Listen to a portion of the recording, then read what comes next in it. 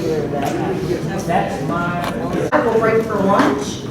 So you are standing between them and lunch. Is it good? Is it a good presentation? Y'all, let's welcome Garrison. Good morning, y'all. I'm going to talk to you today about the Liberty Trail app. You have this handout, hopefully, in front of you. And if you look on the back of it, this right here, you may know what it's called. It's a QR code, a little square with a black dots in it. And if you take out your smartphone and take a picture, go to the camera, and just press on that. Just press on the square in the camera lens. It'll pull up the App Store, whether you have an iPhone or another kind of smartphone, and from there you can download it. Once you download it,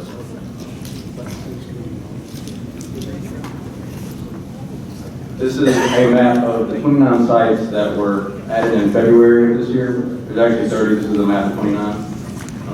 Starting at Thompson's Park on Sullivan's Island and going to 96.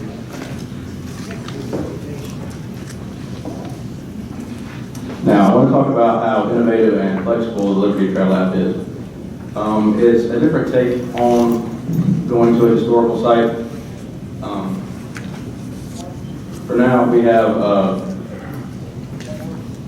30 sites on there. You can click on each site.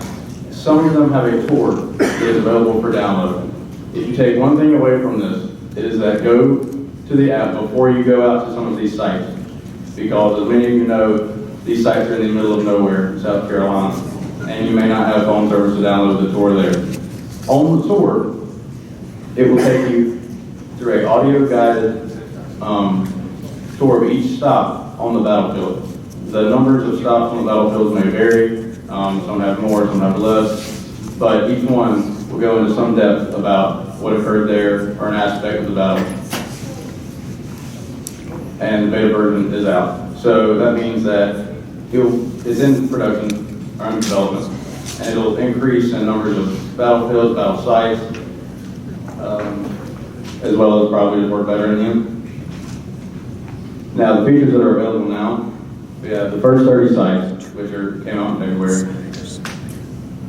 The GPS location guided tours, which is what I was just talking about, how it will take you through each stop on the battlefield and give you a little bit of information on that. That goes along with the audio tour. They work in tandem. Each stop has an audio accompaniment. And then also on the app, there is a small group of biographies right now. They will expand. They are, right now, it's like Cornwallis, Green, Morgan, Rebecca Mott, to name a few. And they're short, maybe a page or 2 pages of the biography.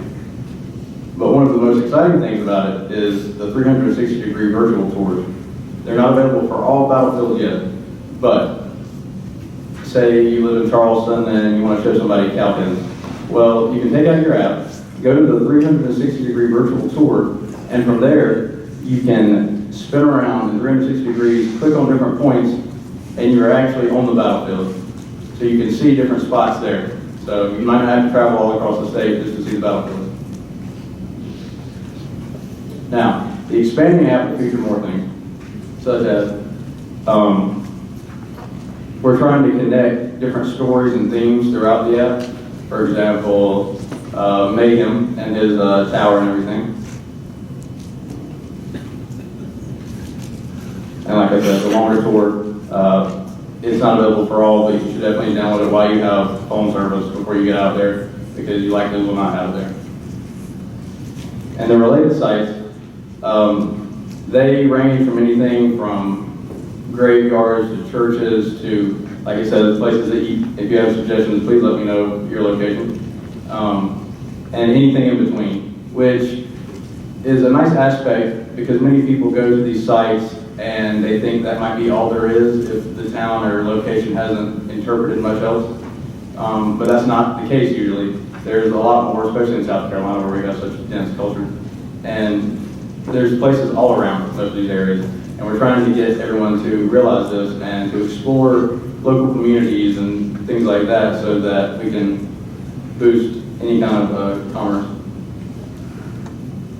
It also features original art by Dale Watson, which is some fantastic art. And these are examples of the different Charleston, Fort Farallon, Great Savannah, Halfway Swamp. I'm going too fast though. Terracotta Swamp, Bruisley's Mill. And here is the proposed 79 sites that are eventually going to be on the app. Take a minute to look through that.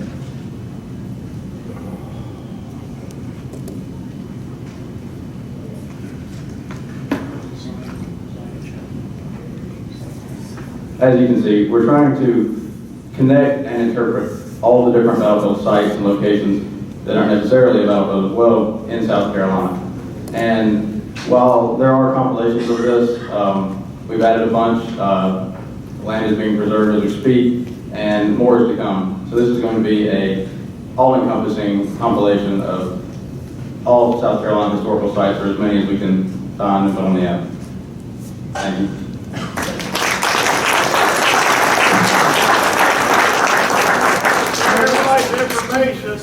He's talking about 79 sites that they're going to show on there. In South Carolina, there were over 400 events documented. So they can't get all 400. They can't even write up about all 400. But just let everybody know this is a major step forward. And with having these apps available, I've got an iPad and I just downloaded it, and it's much bigger on the iPad than the phone, so enjoy it at your leisure. And did you say that under the collections is where the 360 tours are? Are they going to be adding more of those? Right, I believe so. I wish I had a projector to show it, but if you have any questions, please come find me afterwards, and I can show you on my phone or your phone one. But yes, under collections is biographies and also a 360-degree tour, and then in Explore is where you can kind of see the battles are. And if you click on one, for example, Calpin's Start Tour, it'll use the GPS location and click on whatever, and it'll take you to that audio tour. Possible northwest on the Island Ford Road toward the Broad River. The river crossing was arduous because, in addition to transporting its mats, you get the idea, but you can download those before you go. Please do. You have a question over here. As the app expands, just update, we don't have to download again, it just automatically updates. That's correct. It will update on its own if you have internet, of course. Okay, I'm Rick Wise. I'm working with the Liberty Trail Project as far as the military history side of it. Just a note, this is a work in progress, as Garrison said. For instance, if you get over to Musgrove Mill, you will notice that when you go there, that you're going around the battlefield trail at Musgrove Mill. The battlefield trail is not where the battle took place. Based on archaeology and other study, it was about 2 miles away from the visitor center. However, if you try to stop at those locations right now, you will get run over. So for safety and other reasons, this is a process and is a developmental thing, so bear with us as it all comes to fruition. Huzzah! Will this work on both Android and iPhone? Yes, ma'am. It's on the Google Play Store, which is for Android, I believe, and then on iOS as well, which is the App Store on Apple. I'm not from South Carolina. I think it's a wonderful project you're doing, but are there other states that are engaged in a similar project? Not that we know of. You know? On the Apple Store, you just type in the Liberty Trail and it comes up. Or scan the QR code. Or Handy dandy. And we'll help you with that if you need help. Yes, please come find me if you have any questions about it. I would love to help you set up. Georgia's had a program they've been developing for decades. Is there an app for that? Yeah. I haven't looked in a while.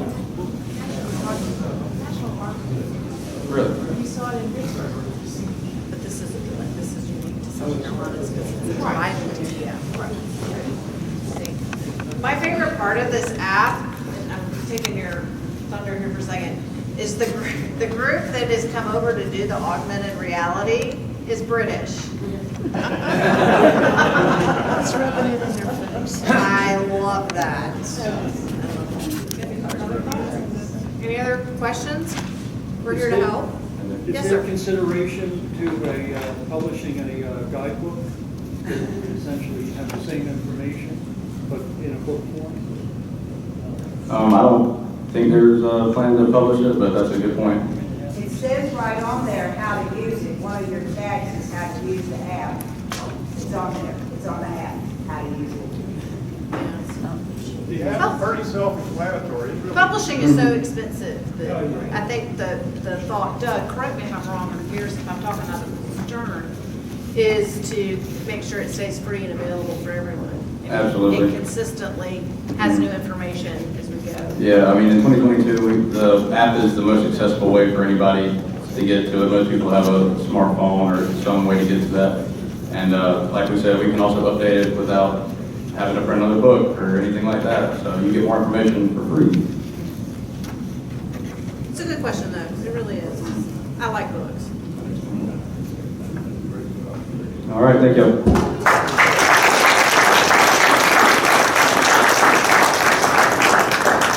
That's one of our favorite things. So it's time for lunch. They're loading in right now. So just take time to go wash your hands, congregate, have a good time. And we will see you back here at 1:20 when Doug Bostic takes the stage for a show, light and laser show.